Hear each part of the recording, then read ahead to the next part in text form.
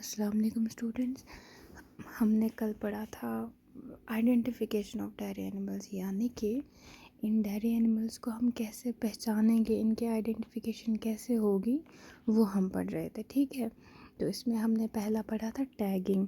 Tagging मतलब क्या होता है, मैंने आपको बोला कि इसमें ये एक सिंपल सा तरीका होता है, कॉमन तरीका होता है, ये बहुत सस्ता तरीका होता है, इसीलिए ये ज़्यादा अप्लाई किया जाता है। इसमें सिर्फ कानों पे टैग्स लगाए जाते हैं येलो कलर के, तो उसकी मदद से इनको आइडेंटिफाई करते हैं। ओके, उसके बाद आता है टैटूइंग। टैटूइंग क्या होता है, ये मोस्टली यंग एनिमल्स में किया जाता है। ठीक है, तो इसमें क्या होता है, जो लेफ़्ट ईयर होता है उसको पहले साफ़ करते हैं अंदर से। ठीक है ना, वहाँ पे कोई भी हेयर हो उसको भी ख़त्म कर देते हैं, बालों को रिमूव करते हैं, काटते हैं वहाँ पे हेयर को। ठीक है ना, उसके बाद कुछ फिक्स करते हैं नंबर्स। ठीक है ना, यानी टैटू बनाते हैं किन का, नंबर्स का, मगर ये किससे फ़िक्स करते हैं, मशीन से। ठीक है ना, फ़िक्स करते वहाँ पे इनको नंबरिंग देते हैं। Apply tattooing ink and tattoo the predetermined number. ठीक है ना, यानी कि इससे क्या होता है, ये वो टैटूइंग वो टेक्निक है जिसमें हम मशीन्स की मदद से इनको इंक से क्या करते हैं, नंबरिंग देते हैं। ठीक है ना, कान के अंदर वाले साइड से पहले कान को क्लीन करते हैं, वहाँ जो भी हेयर प्रेजेंट होगा उसको रिमूव करते हैं, और उसके बाद मशीन्स का अप्लाई करके इनको नंबरिंग देते हैं, टैटू करते हैं। ठीक है ना, आपने देखा होगा ह्यूमन बींग्स भी टैटू करते हैं ना, वो तो शो के लिए करते हैं, कभी हाथ पे होता है और वो परमानेंट रह जाता है, वो कभी रिमूव नहीं होता है। इसी तरीके का इनमें भी होता है, वो इंक से इनको नंबरिंग की जाती है। टैगिंग क्या हो गया, अब जिसमें हम सिर्फ टैग्स लगाते हैं कानों पे येलो कलर के, वाले टैटूइंग क्या होता है जिसमें हम नंबर इनको क्या करते हैं, fix the required number. Tattooing machine से इंक के ज़रिए इनको वो नंबरिंग दी जाती है। उसके बाद आता है हमारे पास branding. Now what is branding? Branding होता है, इसमें क्या किया जाता है, आयरन से इनको नंबरिंग दी जाती है, यानी आयरन को गर्म किया जाता है। ठीक है, और कोल्ड आयरन रॉड्स या chemicals with numbers 1 to 9 and zero, यानी किस नंबर से देते हैं, ब्रांडिंग हो गया। अगर हम किसी आयरन की रॉड को गर्म करते हैं, फिर उसी रॉड को क्या हो गया, क्या करते हैं, उस पर नंबरिंग होती है, नंबर्स होते हैं, तो वही नंबर्स छापते हैं इनकी बॉडी पे। यहाँ तो उस पर लेटर्स हो सकते हैं A to Z। ठीक है ना, जो हीफर्स होते हैं, हीफर्स को ब्रांड करना चाहिए, इन्हीं को ब्रांडिंग ज़्यादा करनी चाहिए। और अबव 1 ईयर एज, जिनकी एक ही साल से ज़्यादा एज है, उनको भी आइडेंटिफिकेशन किससे करनी चाहिए, ब्रांडिंग से। हीफर क्या हो गया, हीफर वो कैटल होता है जिसने अभी किसी काफ को जन्म नहीं दिया होता है। ठीक है, बोलते हीफर को ज़्यादा ब्रांडिंग से करना चाहिए। अब ये ब्रांडिंग जो है ये कहाँ कहाँ पे करते हैं, शोल्डर पे करते हैं, हाइंड क्वार्टर पे करते हैं, चीक पे करते हैं, या हॉर्न्स ऑफ द कैटल पे ब्रांडिंग करते हैं। ठीक है ना, ब्रांडिंग जो होता है ये परमानेंट मार्क देता है, यानी कि वो निशान देता है जानवर को जो कभी ख़त्म नहीं होता है। ठीक है ना, तो मैंने बोला ब्रांडिंग होता है, देखो ब्रांडिंग जो है ये सब चीज़ें, टैटूइंग, टैगिंग, ब्रांडिंग आपके लाइब्रेरी में अवेलेबल है। इंशाल्लाह जब सब हालात ठीक हो जाएंगे तो हम आपको प्रैक्टिकली भी ये सब दिखाएंगे। ब्रांडिंग मैंने फिर से आपको रिपीट करना है कि ये वो आयरन रॉड होती है, ये रॉड होती है, इसके एंड पे नंबर्स बनाए होते हैं या अल्फ़ाबेट्स बनाए होते हैं। इसको गर्म करते हैं और फिर क्या करते हैं, एक एनिमल की स्किन पे रखते हैं, उसका जल जाता है वहाँ पे और उसको एक परमानेंट मार्क रह जाता है।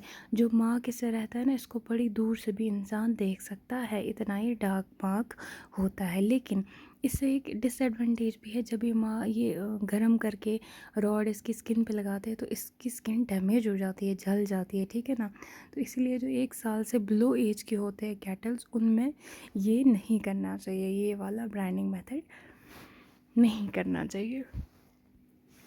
तो ये होगी आइडेंटिफिकेशन कैसे की जाती है। ओके, इसके बाद आता है हीट डिटेंशन, यानी कि हमें कब पता चलेगा कि एक काऊ जो है वो हीट में है। ठीक है, तो उसकी क्या क्या चीज़ें होती है जिनको हमें ध्यान में रखना चाहिए, जिससे हमें पता चलेगा कि काऊ हीट में, हीट या एस्ट्रेस।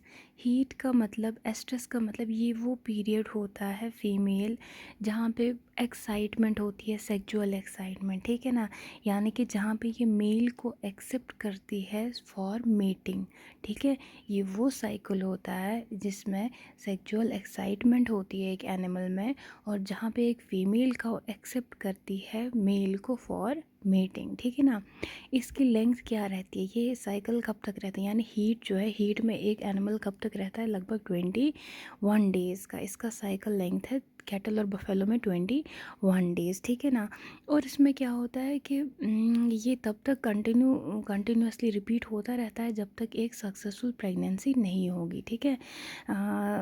जब सक्सेसफुल प्रेगनेंसी जब होती है, जब काऊ प्रेग्नेंट होती है, तो हीट साइकिल उसमें फिर नहीं आता है जब तक ना वो डिलीवरी देती, ठीक है। तो जब तक सक्सेसफुल प्रेगनेंसी नहीं होगी तब तक हीट साइकिल रिपीट होता रहता है। अब हीट साइकिल जो है एक हमें ज़रूरी है कि हमें वक्त पे पता चले कि एक एनिमल जो है ये हीट में है। अब कुछ चीज़ें जिससे हम डिटेक्ट कर सकते हैं कि ये कैसे हीट में है, ठीक है ना। क्या होता है कि जब ये हीट में होती है काऊ, तो ये एनिमल को अपने she allows the male animal to mount on her, ठीक है ना। माउंटिंग के लिए, जैसे इमेज में आप देख रहे हो, इसको माउंटिंग बोलते हैं। तो वो अलो करती है मेल को so that male mount on her. अब इसके बाकी साइंस क्या क्या होते हैं, इसके वजाइना से क्या होता है, म्यूकस डिस्चार्ज होता है, ठीक ठीक है। तो वहाँ इस ये रेड होता है इसका वजाइना, और वो स्वेल हुआ होता है। और इसकी दूसरी चीज़ कि इसका जो टेल होता है वो रफ़ हुआ होता है। ये एनिमल जो होता है जब ये हीट में होता है तो ये रेस्टलेसनेस होता है, यानी एक जगह नहीं होता है, इधर उधर यहाँ वहाँ कर रहा होता है। और एक सिम्टम है, दैट इज़ चिन रबिंग। जब एक काऊ, कैटल, बफेलो हीट में होगी तो ये चिन को रब करते हैं। इन साइंस से पता चलता है कि ये हीट में है, ठीक है ना। बोलते हैं riding of other cows may be a sign of heat but all riders are not necessary, यानी कि राइडिंग जो होती है ये साइन हो सकती है हीट की, लेकिन ज़रूरी नहीं है कि सब riders are not necessary in, जब वो राइड करे तो वो हीट में है, ठीक है ना। राइडिंग यानी mounting on somebody, it is a sign of heat, but ज़रूरी नहीं है कि हर बार ये कैटल अगर राइड करे, माउंट करे, सो री हीट की वजह से करे, ठीक है। तो हमें राइडिंग को ये हमेशा कंसिडर नहीं करना चाहिए। राइडिंग यानी कि जो इमेज में दिखाया गया है माउंटिंग, ठीक है, हमें इसी चीज़ को देख के हमेशा डिटेक्ट नहीं करना चाहिए कि ये हीट में है, बल्कि हमें बाकी चीज़ें भी देखनी चाहिए, ठीक है ना। तो उसके बाद बुल जो होते हैं, टीज़र बुल्स जो होते हैं, ठीक है ना, इनको यूज़ किया जाता है हीट डिटेक्शन के लिए। यानी कि एक टीज़र बुल को एक कैटल्स यानी गायों के झुंड में डाला जाता है सुबह और शाम को, ठीक है ना। और वो cattles on which the teaser bull mounts are noted, जहाँ जहाँ पे इस टीज़र बुल ने, यानी बुल ने जिस जिस फीमेल काऊ पे माउंट किया होगा उनको नोट किया जाता है। फिर उन्हीं में फिर आगे जाके देखा जाता है उनमें से कोई प्रेग्नेंट है या नहीं। तो these are the simple science of the heat, यानी कि जब एक कैटल हीट में हो तब क्या क्या चीज़ें होती है, सिम्टम्स होते हैं, तो वो बताया है यहाँ पे, ठीक है। Okay fine. नाउ इसके बाद है आर्टिफिशियल इंसेमिनेशन, ठीक है ना। आर्टिफिशियल इंसेमिनेशन का मतलब क्या होता है, ये वो प्रोसेस होता है, अच्छे से समझना आप सभी, वो प्रोसेस होता है जिसमें मेल कैटल से स्पर्म लिया जाता है, ठीक है ना। मेल से लिया जाता है और फिर इंजेक्ट किया जाता है कहाँ, फीमेल में। That is known as artificial insemination. यानी कि एक होता है नेचुरल तरीका, हम इनको डायरेक्ट अलो करते हैं मेटिंग के लिए, लेकिन दूसरा तरीका है ह्यूमंस खुद जाते हैं बुल्स के फार्म में, वहाँ से स्पर्म कलेक्ट करते हैं और फिर यही चीज़ इंजेक्ट करते हैं कहाँ, फीमेल के इसमें। अब इसका एडवांटेज क्या है, ठीक है ना। इसमें क्या होता है कि देखो क्या होता है, हर एक फार्म में ज़रूरी नहीं है बुल प्रेजेंट होता है, ठीक है ना। हर एक फार्म में बुल्स नहीं होते हैं, तो क्या किया जाता है, अब एक टाइम होता है कि हमारे पास अगर 10 गायें हैं फार्म में, ठीक है, हमें क्या मोटिव रहता है कि हमें प्रोडक्शन बढ़ानी है। अब बुल वगैरह वहाँ नहीं होते, तो क्या करते हैं, दूसरी जगह से इनका स्पर्म कलेक्ट करके लाते हैं। इसका एडवांटेज क्या है, देखो, बोलते हैं बुल्स को हम इवन आफ्टर डेथ, मरने के बाद भी उनका सीमेन जो है वो हम यूज़ यूज़ कर सकते हैं, यानी कि इनसे हम स्पर्म जो निकाल सकते हैं इवन आफ्टर डेथ, ठीक है ना। अब हर एक डेयरी फार्म में बुल्स नहीं होते हैं, ठीक है ना। इस सिस्टम का ये भी एडवांटेज है ना कि अगर हमारे फार्म में नहीं है बुल्स, स्टिल हम अपनी काऊ को प्रेग्नेंट कर सकते हैं। कैसे? By the help of the artificial insemination. देखो, और इसमें क्या होता है, डिज़ीज़ ट्रांसफ़र नहीं होती है, ठीक है ना। डिज़ीज़ रिस्क जो होती है वो भी इसमें ख़त्म हो जाती है। कभी क्या होता है, हीफर काऊ वो होती है जिसने किसी गाय को, काफ को भी जन्म नहीं दिया होता है, ठीक है।